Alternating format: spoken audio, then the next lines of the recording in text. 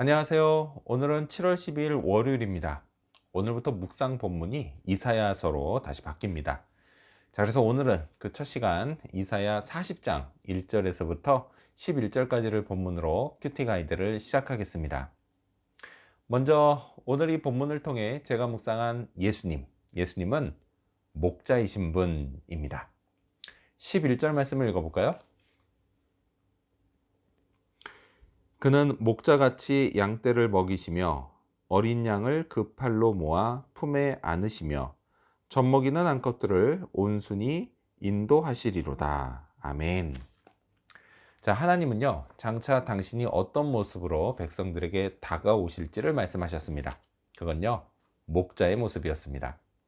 자, 그런데 이 11절 말씀은 예수님이 하신 나는 선한 목자다 라는 말씀을 떠올리게 합니다. 그렇습니다. 이사야서에 나오는 이 예언 그대로 성자 하나님이신 예수님은 선한 목자가 되어 이 땅에 오셨습니다. 그리고 오늘날까지도 당신을 믿고 따르는 모든 사람의 목자가 되어 주십니다. 자, 목자는요, 양떼를 먹입니다.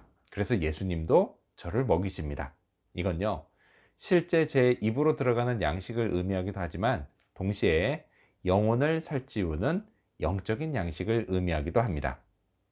자, 또한 11절에 나오는 어린 양을 품에 안은 목자의 모습, 이건요, 예수님의 그림에서 자주 볼 수 있는 모습입니다. 저는요, 예수님의 어린 양입니다. 다 큰 어른이 이런 말 하는 게 이상하게 들릴지 모르지만요, 사실요, 영원 전부터 존재하고 계시는 예수님 나이에 비하면 저는 정말 어려도 한참 어린 양입니다. 자, 그래서요, 저는 정말 예수님이 돌봐주셔야 합니다. 그렇지 않으면 언제 길을 잃을지 모르고 또 언제 어디서 헤맬지 모르기 때문입니다. 그래서 사나운 늑대에게 잡아먹힐지 모르기 때문입니다. 자, 또한 11절에는요, 젖먹이는 암컷들을 인도하는 목자의 모습도 나옵니다. 이건요, 예수님이 목자들의 목자가 되신다는 것을 의미합니다. 자, 신약 히브리서는요, 이런 예수님을 목자장이라고 부릅니다. 제게는요, 하나님이 맡기신 양들이 있습니다. 그들에게 저는 목자입니다. 이런 제게요, 예수님은 목자장이 되십니다. 그래서요, 저는 안심할 수 있습니다. 저의 부족함을 예수님이 채워주시기 때문입니다. 자, 그렇다면 계속해서 오늘 이 본문을 통해 제가 발견한 인간의 모습, 어떤 게 있을까요? 오늘은 위로가 필요한 백성들을 볼 수 있습니다. 1절 말씀 읽겠습니다. 너희의 하나님이 이르시되 너희는 위로하라, 내 백성을 위로하라. 아멘. 자, 하나님은요, 내 백성을 위로하라고 말씀하십니다. 그렇습니다. 세상에는 위로가 필요한 사람이 얼마나 많은지 모릅니다. 이건요, 불신자와 신자를 가릴 게 없습니다. 불신자들은요, 죄 문제를 해결하지 못하고 허물과 죄로 죽어가고 있습니다. 이 과정에서 도저히 헤어나올 수 없는 죄 문제로 많은 괴로움을 당하고 있습니다. 더욱이요, 그들은 그 고통의 원인이 뭔지를 제대로 알지도 못합니다. 그래서요, 하염없이 한숨 쉬고 끊임없이 눈물 흘리고 있습니다. 이들에게는 분명 위로가 필요합니다. 그들 귀에 복음이 들릴 수만 있다면 이보다 더 큰 위로는 없을 겁니다. 자, 그리고 위로는요, 또 신자들에게도 필요합니다. 이미 죄 문제를 해결받았는데 거기에 또 무슨 위로까지 받아야 하냐, 이렇게 말할지 모르지만 사실 위로는 계속해서 받을 필요가 있습니다. 왜냐? 영혼은 구원받았지만 감정이 속해 있는 육신은 아직 이 땅을 살고 있기 때문입니다.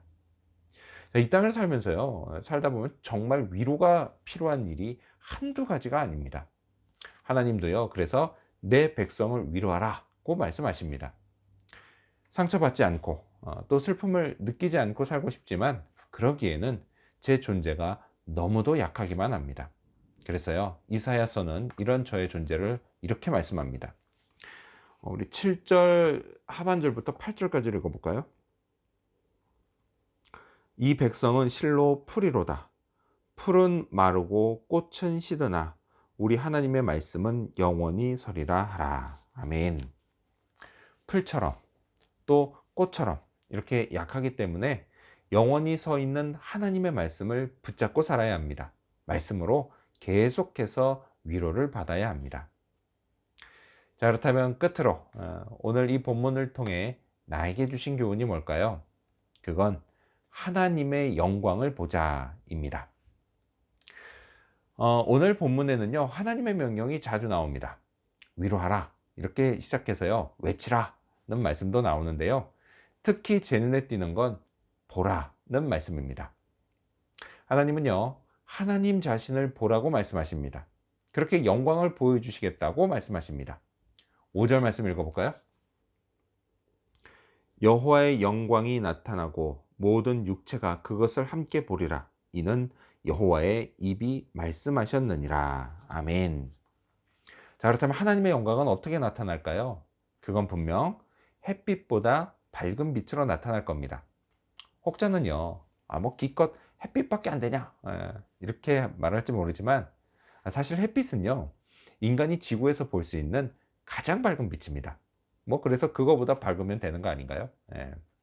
자, 이 하나님의 영광, 이걸 보면 어떤 느낌일까요? 뭐 하나님이 보라고 하시면요, 그건 분명 좋은 느낌일 겁니다. 예. 완전하신 하나님의 빛, 그것이기 때문에 그것을 보는 저도 완전함을 느끼게 될 겁니다. 그래서요, 상처와 슬픔으로 어그러진 제 마음이 깨끗이 회복될 것입니다. 이 하나님의 영광을 보고 싶습니다. 이를 위해서요, 조용히 눈을 감아야겠습니다. 물론요, 그 빛이 어떤 것이라고 정확히 묘사할 수는 없겠지만 저의 목자이신 예수님 품에서 그 빛을 느끼고 싶습니다. 위로받고 싶습니다.